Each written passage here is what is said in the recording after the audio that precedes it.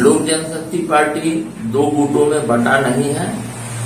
लोक जनशक्ति पार्टी के राष्ट्रीय अध्यक्ष आदरणीय जमुई सांसद श्री चिराग पासवान जी हैं और बिहार के 13-14 करोड़ जो जनता है वह युवा जनता वह चिराग पासवान के साथ है। नमस्कार, आप देख रहे हैं अब तक बिहार न्यूज। आज हमारे स्टूडियो में लोक जनशक्ति पार्टी के आजीवन सदस्य और सामाजिक कार्यकर्ता अर्जुन कुमार जी उपस्थित हैं। अर्जुन कुमार जी, आपको हमारे स्टूडियो में स्वागत है। धन्यवाद, नमस्कार। सर, लोजपा जो है दो विभाग में बट गया है। एक तरफ पशुपति पारस जी बोलते हैं कि मैं अध्यक्ष हूँ, एक तरफ चिराग पासवान जी बोलते हैं कि मैं अध्यक्ष हूँ। जी, लोक जनशक्ति पार्टी दो गुटों में बटा नहीं है। लोक जनशक्ति पार्टी के राष्ट्रीय अध्यक्ष आदरणीय जमुई सांसद श्री चिराग पासवान जी हैं और बिहार के 13-14 करोड़ जो जनता है वह युवा जनता वह चिराग पासवान के साथ है। इसलिए ये कहीं से अफवाह में नहीं रहे कि लोक जनशक्ति पार्टी दो गुटों में बटा है। सर, विधानसभा चुनाव के समय चिराग पासवान जी अक्सर कहा करते थे कि मैं मोदी का हनुमान हूँ, लेकिन जब केंद्रीय मंत्रिमंडल में शामिल करने की बात आई तो पशुपति पारस जी को शामिल किया गया।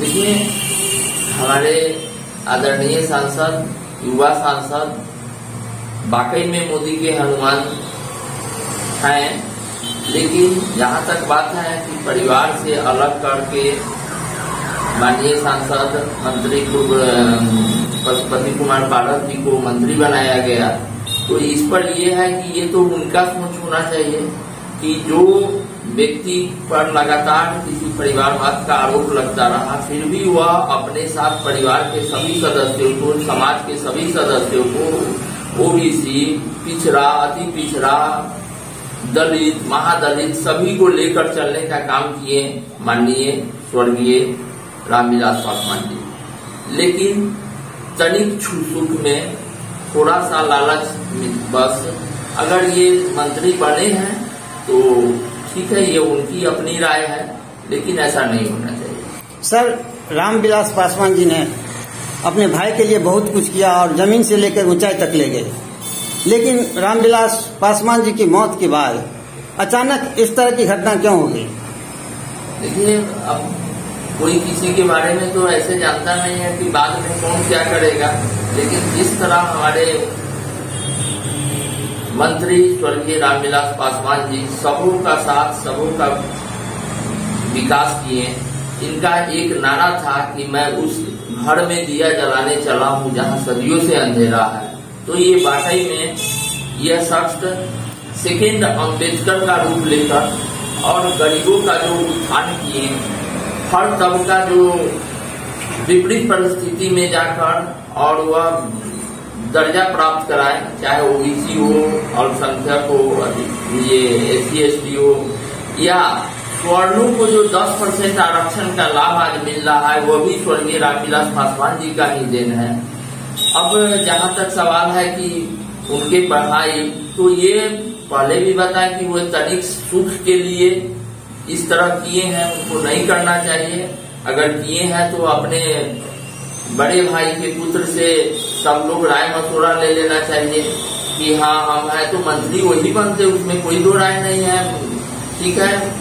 लेकिन ऐसा नहीं हुआ, लोग उनको गुमराह किया, गुमराह करके उनको अलग करने का काम किया। सर, चाचा और भतीजा में लड़ाई करने वाले कौन है? किस पार्टी को आप देंगे श्रेय? देखिए, चाचा और भतीजा में लड़ाई करने का तो कहीं से कोई प्रश्न ही नहीं है।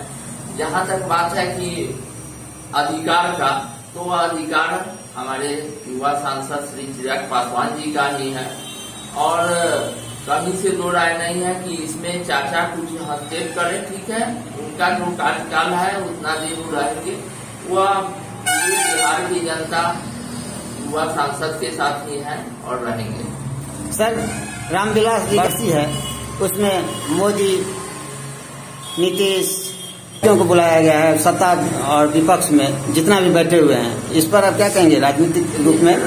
हमारे बताएं, जो हमारे केंद्रीय मंत्री स्वर्गीय रामविलास पासवान जी सबों के साथ काम किए हैं और उनका अच्छा कार्यकुशलता था।